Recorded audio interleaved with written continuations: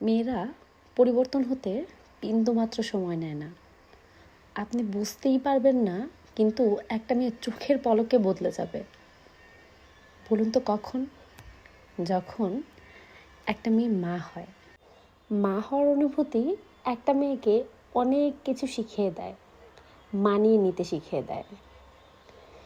আমি আমার নিজেকে দেখে মাঝে মধ্যে খুব অবাক হই। আমি সেই মেয়ে যে কিনা আইসক্রিমের লোভ কখনোই সামলাতে পারতাম না। আমাকে ছোটবেলা থেকে আমার বাবা বলেন, ভাই বলেন, প্রচুর আইসক্রিম খাইয়েছে।